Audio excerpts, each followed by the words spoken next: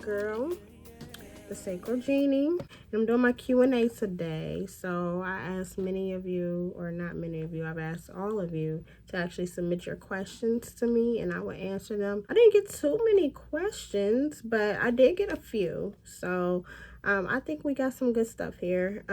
So let's get right on into it. All right, so the first question is, what is the best swingers place you've been to or have heard about? So the only swingers club that I've gone to is here in Ohio. I went to Princeton, Club Princeton. They're up in Columbus, and they are actually pretty lit. I loved it. From other people that actually have gone to other, swingers clubs and stuff like that, they feel the same way. They think that it's one of the best clubs that are here in Ohio, if not the best one in Ohio. I haven't really heard about too many clubs that are here in Ohio that are just as good. So if you're in the Ohio area, definitely check out Club Princeton. However, if you want to explore outside of Ohio and you really want to get into some kink, I've been told that over in, if y'all hear or see the lightning, or hear the thunder, it's raining cats and motherfucking dogs outside. So sorry about that.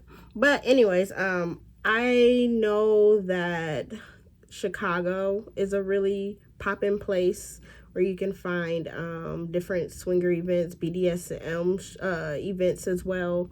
Like if you want to get into going to dungeons and stuff, that's where you want to go. Or to Baltimore. That's like pretty much the capital. Like if you want the standard of a dungeon or anything like that type of an experience, you want to go to Baltimore. So definitely look into it yourself. If you know some people from those places, you can ask them if they know anyone, if they don't know themselves, but I know that those two places are definitely some places you want to go to. Normally any place that's like a big city or anything where they have a lot of freedom and stuff, you're gonna find some pretty lit clubs. How do I introduce a girl into my fetish lifestyle? I show women things I like or that I'm into, even offer to buy and get rejected. What do? I feel like it's hard to find black women into kink. You just gotta like kind of just put yourself out there, and unfortunately some people are going to not gravitate to what it is that you're putting out. Some people are just not kinky. It's still a taboo subject. I mean, it's still, I run into the same things. There's things that I enjoy that I can't find a partner for myself. Hence why I'm not seeing anyone right now. But you can go on, I always say FetLife. FetLife is probably the main place where I can think of where you can actually find a group of kinksters in your community. Make sure that you have a profile. You sign up.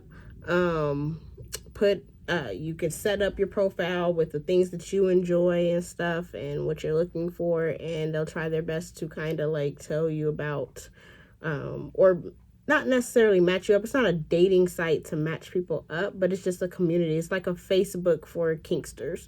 So they have different people that put out community events, kink events and things that they're hosting, and meetups and stuff, munches. You can definitely go on there. I highly suggest going to FetLife. Other than that, the other thing that you should do, it sounds like you're already doing it, you put yourself out there. You tell women about it, and I mean, if they're not into it, they're not into it, and that's fine. They probably haven't met their sexual peak yet. They're not on your level yet, unfortunately, but you're doing the right things. The best thing to do is to be open and honest, communicate. So I guess my question to you is, once you tell them about your kink style, is it that they draw back at that point, or is it you tell them, they sound like they're okay with it, and then when you go to buy the equipment or whatever, they draw back then? Like I guess I would have to know in what aspect are they drawing back. So that's one thing. Next question. What made you rebrand your platform? So I already mentioned this when I first, rebranded. I mentioned that or I did a whole video on what I was doing. So edibles, as everybody knows, is my podcast name. That is the platform that I came out with. That was my baby. But it was just time to go. It was time to make a change. So edibles is basically where I started. It was just for me to get out of my little quiet zone. I knew that I was destined to be great. I knew that I was destined not to be famous, but to teach, to inspire. So I wanted to do something, and I knew that sex was something that I've always been intrigued by sex, even from a child age. Like, I always was that friend. I was probably the first one out of my friend group that lost their virginity, if I'm not mistaken. I really don't feel like thinking that far back. But like, I was always that one that was into it. I would bring it up in conversations and stuff like that. So I knew that I was destined for it. But with edibles, that was just basically my opening experience. However, with the sacralgenie, as I mentioned before, the sacral chakra still deals with sex. That's the if you're familiar with your chakras, that's the second chakra from the bottom, and it rules over your sexuality, emotions. What else? It rules over a couple of things. I can't think right now. I'm so tired. But it rules over your sexuality, your emotion, your creativity. So look into that yourself. And people don't realize how sexuality and spirituality are so intertwined that sometimes they could be feeling like this rush of sexual energy when really it's spirituality, it's spiritual energy. And so I kind of wanted to link the two onto my platform and kind of talk about the ins and outs of it. How you can channel that energy in other ways instead of just penetration. There's other ways that you can do it, and also talk about self-love, and how to explore your own body, and talk about more so on the intimacy aspect. I feel like edibles for me was like my, when you're a teenager and you're always horny, but you don't know how to channel that sexual energy. You still really a kid. So honestly, as a teenager, you shouldn't be having sex. But at the same time, you feel me? We all know shit. So edibles was like my teen years in a sense. Whereas I always say, like, sacralgenie is me as a grown woman. I own my power. I know exactly I what I am, who I am, and things of that nature. So I'm able to kind of come from more of a teacher aspect instead of just a student and sharing my experiences. It's a difference. So that's where I switched up. Are you currently accepting guests onto your podcast? Currently starting my own, and would love to see how you work and interact with your guests. So simply to answer that, no.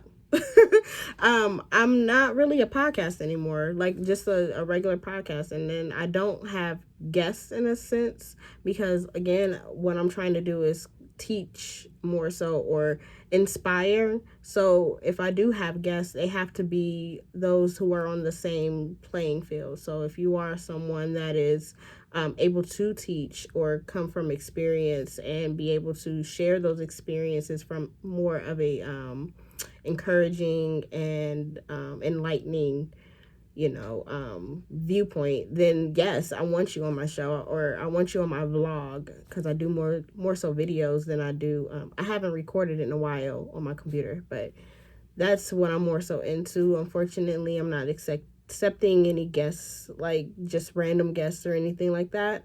Maybe in the future, I don't know, but right now I'm trying to get my bearings, with the rebrand still, and yeah. But I do want to use that or say this as a suggestion. You should only allow people on your platform that would be able to enhance the experience. Don't just go for popularity. Don't just find people like, hey, I know that he's known or she's known and things like that. Let me get them on here because that'll get more views and things. I mean, if that's what your goal is just to get more listens only or whatever, then sure. But if you really have something to say and it's of quality, you should watch who you bring on. And that's something that I wish that I would have done with edibles a little bit more, because some of the people that I brought on, not to like name any names, not to like put anyone down, but they weren't in alignment with what I was trying to do. But also in the same breath, I didn't know exactly what I was trying to do with edibles. I was just out here talking shit. So, are you single and how do you identify? I am single.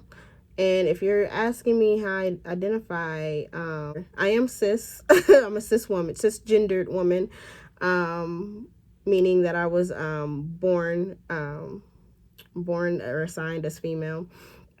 And I am queer. That's how I like to identify. I don't know if I should say bi anymore, because I am very open to dating people that are non-binary or people that are, what am I trying to say?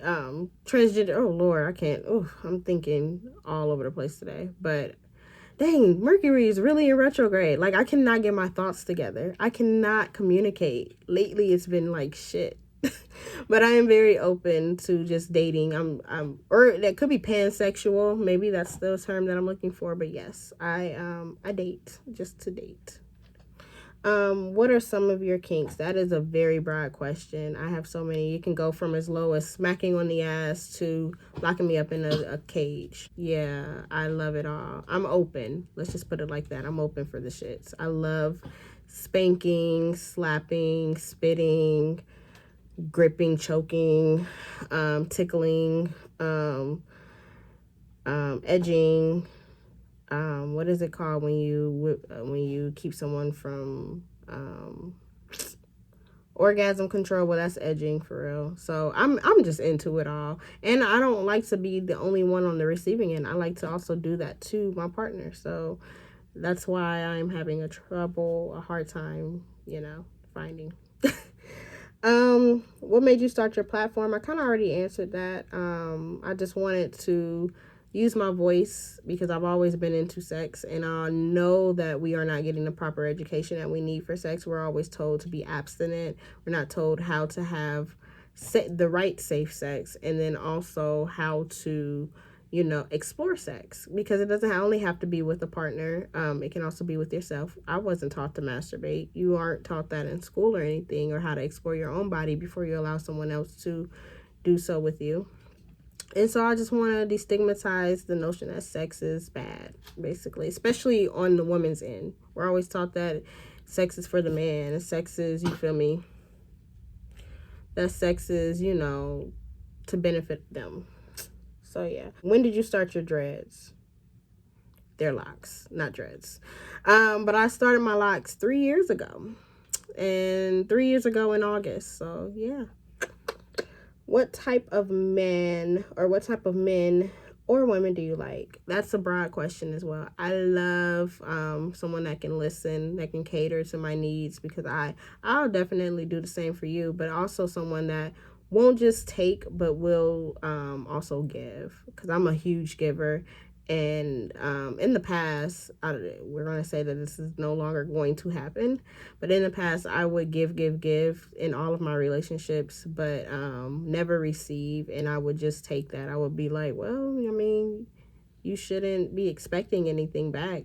Honestly, if you want to be truthful, everybody uses everybody or uses somebody, like we're all looking for an exchange, whether it's I'm giving you something so I need love back, or I'm giving you love and I need this. We're looking for the reciprocity is what we're looking for. So if I'm giving you the same energy, the same respect, all of that, like I expect all of that back. That's my biggest thing. So yeah, there's a lot more, of course, but for time purposes, I try to keep these under 15 minutes. So we're just going to end it there. And so if you have any more questions, I might do a part 2. So yeah, love you guys. See you.